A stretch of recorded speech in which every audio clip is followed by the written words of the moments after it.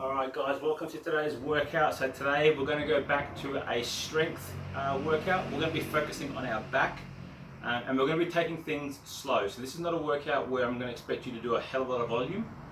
We're just going to simply do some little couplets, meaning 2 movements together in 4 sets, and we're going to do 6 reps of each of the couplets. I need you to rest as you see fit.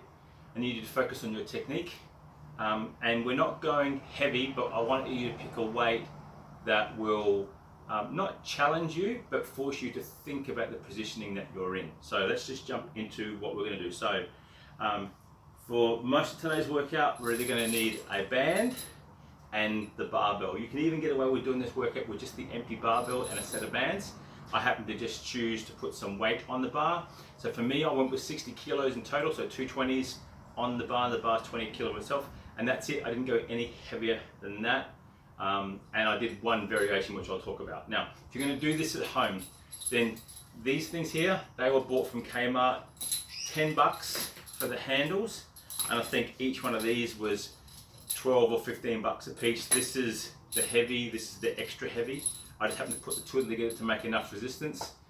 If you are a strong bugger, then you probably want to buy 2 of the black ones. But these things here can pretty much do you for the bulk of the rowing based activities. You can also use these for some of the movements. I'll show you them shortly. So first set, so again, 4 rounds of each exercise at 6 reps, and we're really focusing on a slow tempo to work through the movement. So the first one you're going to do is bent row.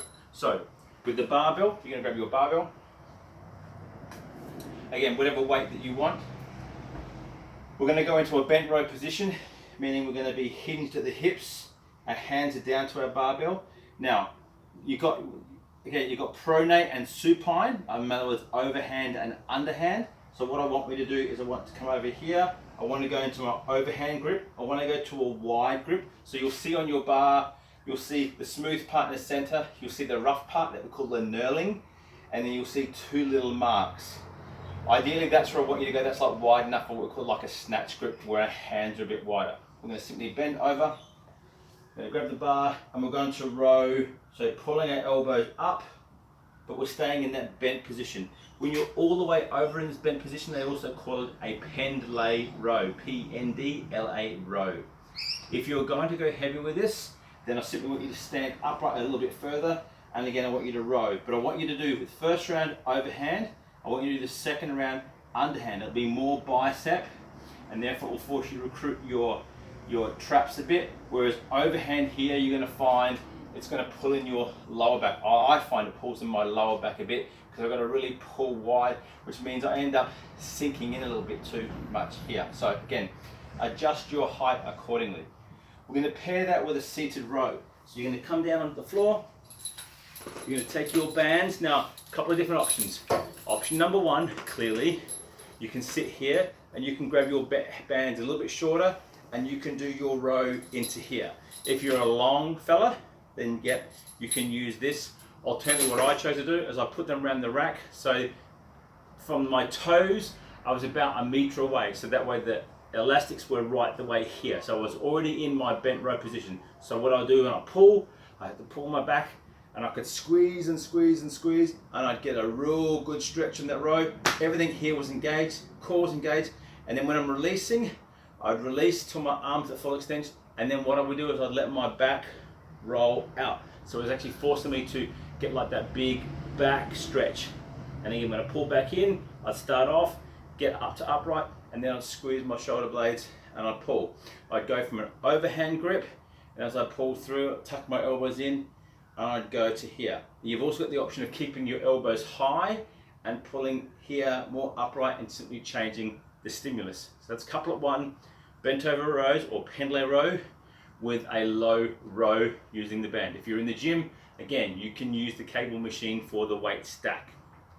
Number 2, we're going to come on to, we used the barbell again. We did barbell cleans. We did them with a snatch grip deadlift. So in other words, when I've got my cleans, I've got my chosen weight, I've got the bar.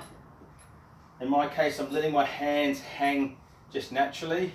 I'm coming down to my knees, and then I'm driving the bar up to the clean position. Again, I'm not great at letting it rest on my shoulders, so I'm therefore a little bit up, and I'm rolling it through and dropping it down for 6. Now, what I'm going to encourage you to try to do is do it easy the first couple of times, and then when you're ready, you can try to bang out 6, but you're going to need to drive through your calves.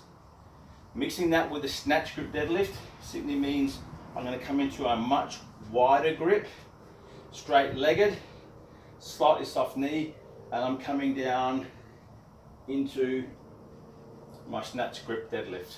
I'm not practicing for the snatch, I'm just practicing a deadlift, but with a wider grip to force me to open my chest up and pull down.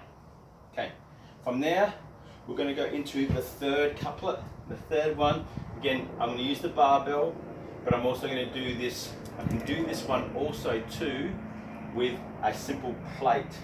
Okay, so option 1 with the barbell, we're talking good morning rolls with a military press.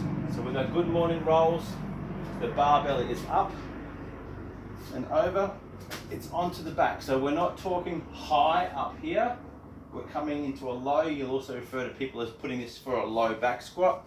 So it's below my shoulders, and my good morning roll, again, I'm tipping at the hips, sticking my bum out, and I'm coming out. I'm coming down, that's far enough for me at the moment, and then I'm coming back up.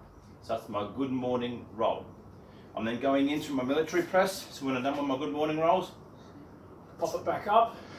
I'm going with a narrower grip, and then my military press is just my shoulder to my overhead position. Okay, now, if you're doing this and you're not a fan of the barbell, you can also do this with a plate. I take one of my plates, get a military press, pretty obvious, it's like I'm eating a big pizza. I can hold here, I'm pressing up, overhead, but of course I'm bringing it out to here. I'm trying to hold the plate this position.